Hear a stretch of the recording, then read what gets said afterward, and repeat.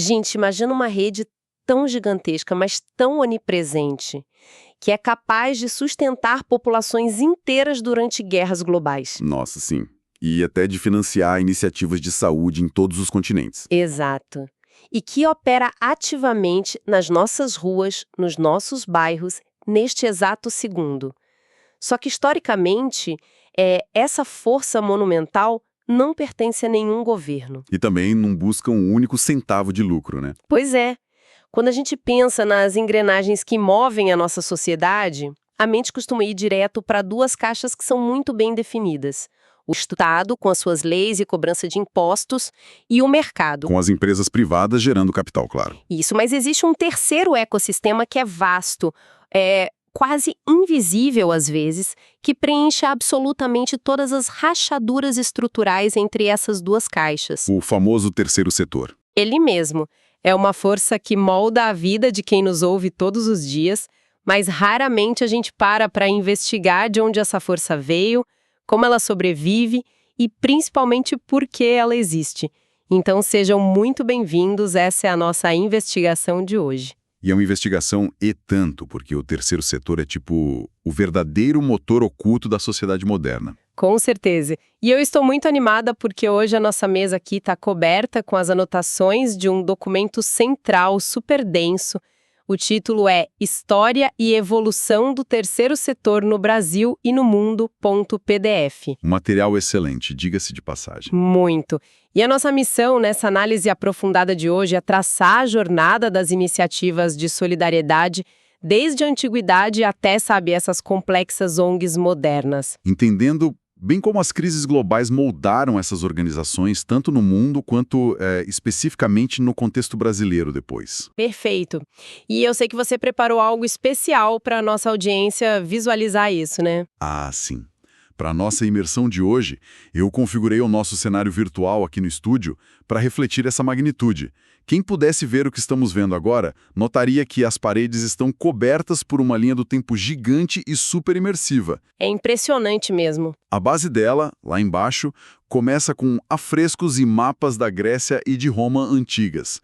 E aí, conforme a linha sobe... Ela vai passando por uns vitrais medievais, né? Isso.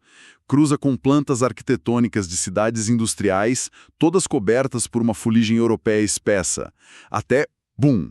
Explodir em uma teia global e digital nos dias de hoje. Com um foco gigante no mapa do Brasil, bem no centro de tudo. Exatamente. A tese central que a gente precisa entender hoje, usando esse cenário, é que o terceiro setor não é um acidente histórico. Não surgiu do nada, né? De jeito nenhum. Não surgiu da bondade repentina da humanidade. Ele é uma resposta viva, mecânica e muito constante às maiores transformações econômicas e sociais que a gente já enfrentou. Certo, vamos destrinchar isso então. E começando lá da base da nossa linha do tempo visual. Porque, além das origens do material, a gente percebe rapidamente que o que chamamos hoje de terceiro setor começou muito antes de existir qualquer conceito de setor propriamente dito. Ou de sociedade civil, exato. Na antiguidade, nessas sociedades gregas e romanas, a justiça social não era uma engrenagem institucionalizada. Não mesmo. Era basicamente caridade e filantropia crua, feita por indivíduos específicos. E, olha, o mais revelador para mim, era um sistema operado quase que exclusivamente pelas elites. E a gente precisa focar muito no mecanismo por trás dessa dinâmica, porque não era uma ajuda pensada para emancipar os mais pobres. Não tinha nada a ver com criar igualdade, né? Zero. O que é fascinante aqui é que era um modelo profundamente paternalista. Na prática, a distribuição de recursos, de cima para baixo, servia a um propósito muito, muito claro. Manutenção de status social. E de controle. O benfeitor distribuía as moedas ali, ou o pão, não necessariamente porque ele reconhecia o direito daquela pessoa de não passar fome. Mas porque dar esmola em público era uma mega demonstração de poder. Exato. O necessitado pegava ajuda, mas continuava travado exatamente no mesmo degrau da pirâmide social. Ele passava a dever gratidão e lealdade cega ao seu patrono. É tipo uma relação de dependência total. Zero cidadania. Mas então a nossa linha do tempo avança para a Idade Média. E aí a estrutura sofre uma mutação brutal, né? Uma centralização fortíssima. Aquele modelo do indivíduo rico distribuindo favores na praça vai perdendo a força e a Igreja Católica assume o volante com tudo. E aqui eu quero propor uma analogia para quem está acompanhando a gente. Adoro as suas analogias. Manda. Pense nisso como o mercado corporativo que a gente tem hoje. Na antiguidade, a caridade era como um monte de pequenas mercearias familiares, totalmente fragmentadas, independentes, cada uma com o dono ditando a regra. Boa. O que a igreja fez na Idade Média foi agir, sei lá, como uma mega corporação que realiza uma fusão hostil. Ela comprou todas essas pequenas mercearias e criou um monopólio centralizado. Padronizando a indústria da ajuda social. Exatamente. Através de hospitais, de orfanatos, dos asilos. Em vez de esmola na praça, agora a vila tinha um galpão central de distribuição. É um mega avanço estrutural. Essa sua analogia da fusão corporativa funciona perfeitamente bem para ilustrar a questão da logística. A criação desses pilares estruturais padronizou o cuidado e permitiu um alcance muito maior do que qualquer senador romano rico poderia sonhar em ter. Mas não era uma maravilha de participação cidadã ainda, né? Longe disso. E é um detalhe crítico de poder nessa fusão que o documento destaca muito bem. No mercado moderno da sua analogia, mesmo num monopólio, o consumidor ainda tem alguma agência, alguma escolha. Na Idade Média, nem pensar. Nem pensar. Ao centralizar o cuidado social, a Igreja consolidou não apenas a distribuição do recurso, mas a autoridade moral absoluta. Nossa, verdade. O monopólio da caridade virou uma ferramenta de coesão inquestionável. Exato. Quem controlava a sobrevivência básica das pessoas mais vulneráveis, basicamente controlava a sociedade inteira. O que nos leva a um salto lógico na nossa investigação. Porque esse monopólio colossal funcionou maravilhosamente bem por séculos. A estrutura parecia de pedra, inabalável. Até que a base material do mundo sacudiu. Pois é. A história dá uma guinada maluca com o iluminismo e logo na sequência a Revolução Industrial no século XIX. E olha, a minha dúvida lendo o estudo foi a seguinte. Diga. Se a igreja já tinha construído essa rede gigantesca e financiada de orfanatos e hospitais rurais, por que diabos surgiram associações civis seculares? É uma ótima pergunta. Porque, por que as pessoas começariam a se organizar fora de uma estrutura que já estava ali pronta e empacotada? A resposta está justamente na economia. A base material mudou de forma tão violenta com as máquinas que o modelo antigo simplesmente quebrou. Não dava mais conta. Ficou obsoleto. Totalmente. O modelo da igreja era essencialmente agrário, sabe? Era focado em comunidades menores, com um ritmo de vida muito ligado às estações da terra. E, de repente, a Revolução Industrial pega essa galera toda... Milhões de camponeses. E atira todo mundo dentro de centros urbanos fétidos, superlotados, tudo movido a carvão e fuligem. A urbanização não foi nada suave. Foi um choque traumático. A gente vê que as desigualdades sociais atingiram um nível de escala industrial. Aquele monopólio da caridade não tinha infraestrutura física nem a velocidade para lidar com as novas favelas operárias. Sem contar as epidemias, né? Cólera rolando solta, acidentes de trabalho nas fábricas cortando o braço de gente todo dia. Exatamente. A dor social ficou concentrada demais, rápida demais. Então a gente não está falando de um despertar altruísta, super romântico da humanidade. Ninguém acordou e pensou, vamos criar ONGs porque somos seculares e modernos agora. Não, foi puro instinto de sobrevivência coletiva. A exclusividade da igreja teve que ser rompida porque a crise ficou insustentável. As próprias pessoas nas cidades começaram a deduzir que, se não se juntassem, iam todas perecer. É um instinto de preservação agindo em rede. No estudo, a gente vê os trabalhadores juntando centavos, tipo moedinhas mesmo, em fundos de ajuda mútua, só para conseguir pagar o enterro de colegas da fábrica ou ajudar as viúvas. E as elites seculares também começaram a criar sociedades beneficentes nessa mesma época. Porque eles perceberam que uma classe trabalhadora inteira dizimada por doenças não ia conseguir operar as benditas máquinas deles, certo? Exatamente isso. A urgência ditou a regra do jogo.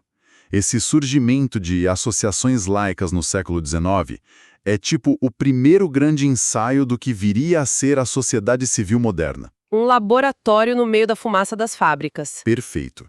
Foi a constatação de que os problemas gerados por esse novo modelo econômico exigiam respostas coletivas desenhadas por quem estava ali vivendo o problema, fora daquele controle estatal ou religioso tradicional. O cidadão comum começou a entender na marra o poder da associação. Mas, olha, se o século XIX foi o laboratório onde essas associações aprenderam a engatinhar, o século XX foi o momento em que elas foram empurradas para correr uma maratona. Em um campo minado. Sim, porque o nível de catástrofe que o século XX trouxe não tem paralelo na história humana. Aqui é onde a coisa fica realmente interessante na nossa leitura. O banho de sangue das guerras. Primeira Guerra Mundial, Grande Depressão logo em seguida, e a Segunda Guerra Mundial para coroar o desastre.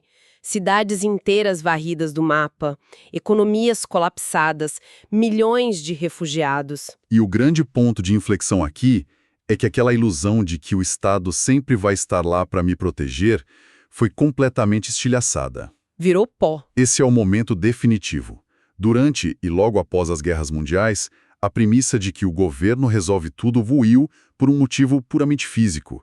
Em muitos lugares da Europa, o governo simplesmente não existia mais. Estava falido, destruído ou focado 100% no esforço militar, né? Exato. As estruturas civis complementares deixaram de ser apenas iniciativas de mitigação pontual. Elas passaram a ser o principal motor de sobrevivência humana em vastas regiões do globo. E essa logística de explodir a cabeça. O terceiro setor teve que assumir um trabalho pesado que governos inteiros não conseguiam mais fazer. Viraram articuladores cruciais de vida ou morte. Fundações, associações e o que a gente passou a conhecer formalmente como ONGs, né, organizações não governamentais. Elas começaram a operar quase como governos paralelos em zonas de crise, garantindo comida, teto, cirurgia médica. E o que vem no pós-guerra é a verdadeira decolagem de tudo isso. Se conectarmos isso a um panorama mais amplo, a gente percebe o impacto das instituições internacionais. A ONU e tudo mais, né? Isso. A criação da ONU e de agências multilaterais criou uma espécie de espinha dorsal internacional para o setor. Junto com o início da globalização e daquelas redes de comunicação que estavam expandindo, as práticas não ficavam mais isoladas numa cidadezinha. O conhecimento passou a viajar, cruzar fronteiras. Exatamente. O conhecimento passou a ser transferido. Se uma ONG lá na França desenvolvesse uma técnica eficiente de vacinação ou de defesa de direitos humanos, essa arquitetura organizacional podia ser exportada. E replicada rapidinho em outras culturas. Quase que imediatamente. A defesa dos direitos humanos e o tal do desenvolvimento sustentável ganharam uma articulação global real.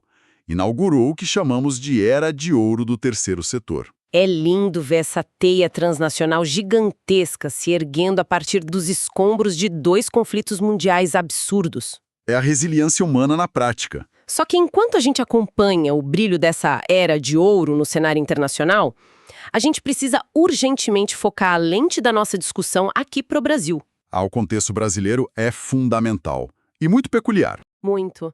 Porque lendo o documento e observando a primeira metade do século XX no Brasil, a sensação que eu tive foi de estar assistindo um filme com algumas décadas de atraso.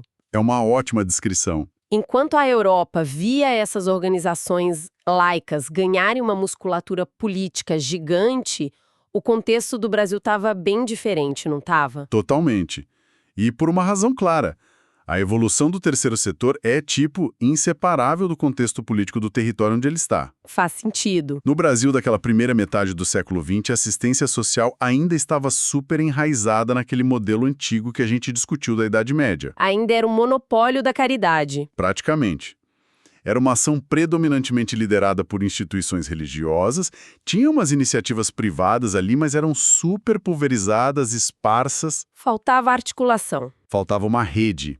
Não havia o que a gente pode chamar de articulação sistêmica em rede para dar autonomia para a sociedade civil brasileira.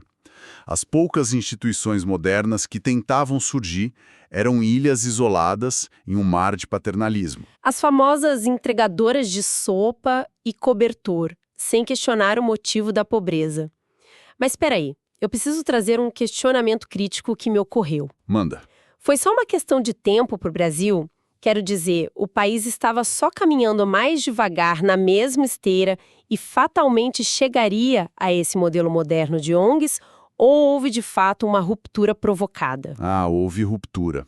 Não foi só deixar o relógio correr, não. Porque olhando de fora, a Constituição de 88 parece o grande remédio milagroso no texto. Mas a redemocratização realmente foi a virada de chave para as ONGs brasileiras modernas? Sem sombra de dúvida. A virada de chave foi essencialmente política. A transição que a gente vê no material não ia acontecer organicamente, sabe? Só pelo passar dos anos, sem uma ruptura legal forte. A lei precisava mudar a regra do jogo. E mudou. A Constituição de 88 não foi só um ajuste de regras chatas. Ela redesenhou o pacto de poder no país inteiro. Ao ampliar a participação social, a Constituição forjou um novo tripé de cooperação. Estado, mercado e sociedade civil sentados juntos. Exato. Uma responsabilidade dividida. As organizações deixaram de ser vistas só como aquelas entidades benevolentes que faziam favores pontuais no inverno. Passaram a ter status jurídico para exigir ações do Estado. Isso. A natureza do trabalho virou de cabeça para baixo. Foi a passagem histórica da assistência puramente paliativa para a garantia de direitos civis. Uma ONG não precisava mais focar 100% em entregar a cesta básica. Ela ganhou legitimidade para puxar a cadeira, sentar com os prefeitos e ministros e debater políticas públicas. Debater inclusão, exigir cumprimento de direitos humanos, atuar pelo meio ambiente de forma contundente. O setor ganhou uma influência política que a geração passada de brasileiros acharia ficção científica. Nossa, é muito poderoso isso. As ONGs brasileiras cresceram, ganharam voz, assumiram os conceitos e viraram protagonistas. Mas tem um custo pesado nisso aí. Sempre tem, né? Com grandes poderes legislativos, vêm burocracias absolutamente esmagadoras. E isso traz a gente para o último grande bloco do nosso estudo de hoje, as dores do crescimento. Os desafios. E que desafios! Porque estar nesse patamar de exigência política de hoje pede algo que as antigas sociedades lá do século XIX nunca sonharão em ter. Profissionalismo corporativo. Perfeito. É aí que o peso burocrático cobra conta. Hoje, a complexidade das demandas sociais no Brasil e no mundo é gigantesca. Não basta mais ter boas intenções e uma Kombi cheia de voluntários motivados. Não mesmo. Então, o que isso tudo significa na prática diária dessas instituições? Significa que elas enfrentam obstáculos operacionais severos. A captação de recursos, por exemplo, mudou totalmente. Deixou de ser passar um chapéu na missa do bairro. E virou o quê? Disputa por edital de 50 páginas. Exato. Disputa por editais complexos, concorrência por fundos globais, necessidade de mostrar métricas de impacto exatas. Ou seja, hoje uma ONG no Brasil precisa de contadores, precisa de advogados focados no terceiro setor, especialistas em compliance. Auditores externos. O nível de exigência por transparência e prestação de contas é colossal. E com toda razão, né? Afinal, muitas vezes elas gerenciam repasses de recursos públicos ou financiamentos milionários de fora. Sim, a responsabilidade é proporcional ao impacto. E, além disso tudo, ainda tem o desafio, que muitas consideram sufocante, de tentar acompanhar as adaptações às novas tecnologias. Ah, o mundo digital não perdoa quem fica para trás. Não perdoa. E isso levanta uma questão importante sobre o futuro imediato do terceiro setor nacional. O cenário internacional hoje é definido por redes de cooperação muito rápidas. Se a ONG não se conectar, ela some. Some. Se as organizações nacionais quiserem manter a relevância que conquistaram, elas precisam investir pesadamente na modernização da própria gestão. Criar parcerias com o setor privado, dialogar mais com o público. É vital fortalecer essas políticas de incentivo. O isolamento hoje equivale à extinção institucional. É um alerta super necessário. Bom, para as pessoas que estão nos acompanhando até aqui, vamos olhar para o retrato completo que a gente montou. O arco temporal é fascinante. É uma jornada incrível. Vimos o terceiro setor nascer como atos isolados, elitistas e paternalistas, lá na Grécia Antiga. Depois, evoluiu para os gigantescos monopólios centralizadores da Igreja na Idade Média. Que padronizaram tudo, mas cobravam a lealdade. Exato. Na sequência, vimos essas velhas estruturas quebrarem por não conseguirem lidar com a fuligem e o inchaço urbano da Revolução Industrial, dando origem às associações laicas. que foram então testadas no fogo do colapso global das guerras mundiais, provando de uma vez por todas que o Estado sozinho é insuficiente. E no Brasil, testemunhamos o salto institucional. Saímos do puro assistencialismo religioso atrasado para uma sociedade civil empoderada. Pautada por direitos da Constituição, né? Olha, se a gente pode tirar uma lição central de toda essa trajetória, é que a justiça social não cai do céu. E definitivamente não é um presente espontâneo do Estado. Jamais. Ela exige uma colaboração contínua, desenhada e forjada repetidas vezes pela sociedade, se adaptando a cada nova crise. Com certeza.